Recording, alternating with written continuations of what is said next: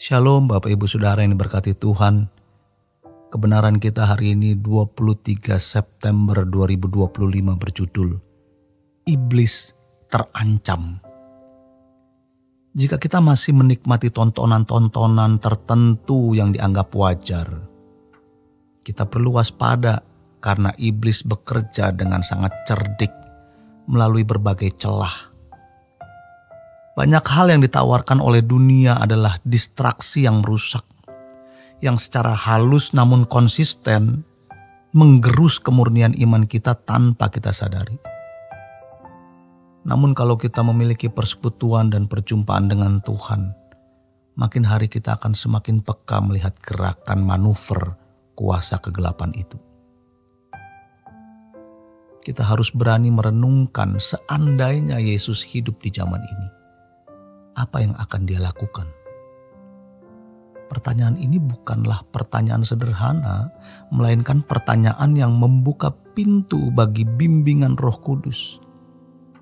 Bayangkan jika Yesus hidup sebagai kita, sebagai seorang pengusaha, pendidik, ibu rumah tangga atau pelayan jemaat, bagaimana ia akan bertindak, berbicara, memilih, dan memutuskan sesuatu?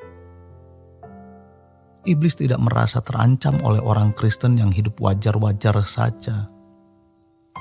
Tapi iblis merasa terancam kalau ada orang Kristen yang militansinya tinggi dan melahirkan Kristus-Kristus.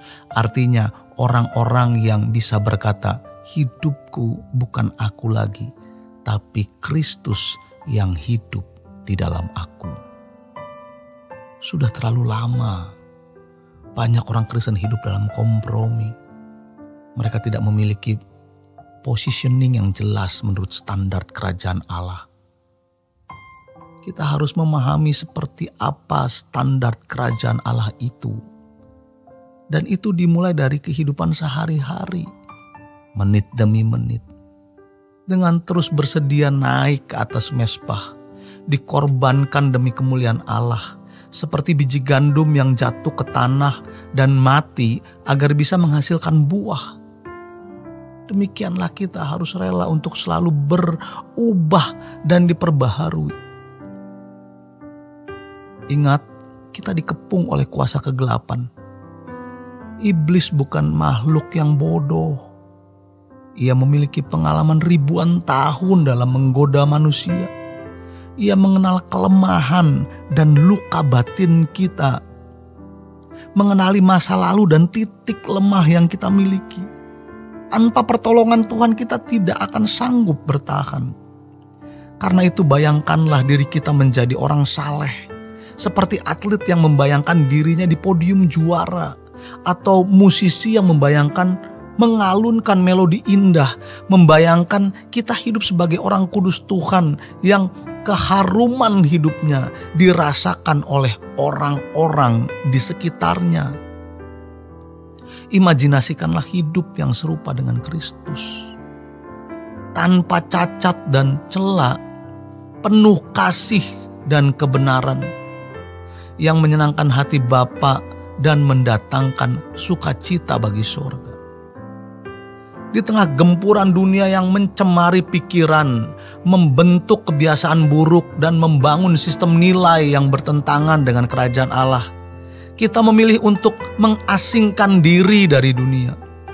Kita mengasingkan diri bukan dalam arti literal, tetapi secara mental, emosional, dan spiritual, dengan tidak membiarkan dunia membentuk cara berpikir dan hidup kita. Roh Kudus akan menolong kita. Ia akan memampukan kita untuk melarikan diri dari situasi yang rawan, krisis, dan mengancam kemurnian iman. Ketika kita berseru, Tuhan, aku perlu Engkau. Aku tidak dapat hidup tanpamu. Itu keluar bukan karena kita sedang dibully, difitnah orang, atau dalam masalah berat. Dunia berusaha mewarnai kita agar kita serupa dengannya, bukan serupa dengan Yesus. Dan ini bisa masuk melalui lagu, tontonan, pergaulan, iklan, dan berbagai aspek kehidupan modern yang tampaknya sepele namun menyusupkan nilai-nilai dunia secara halus.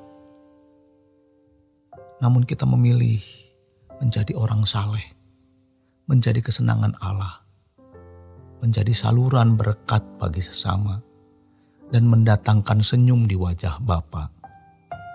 Kita hidup menit demi menit dalam kesadaran akan hadiratnya.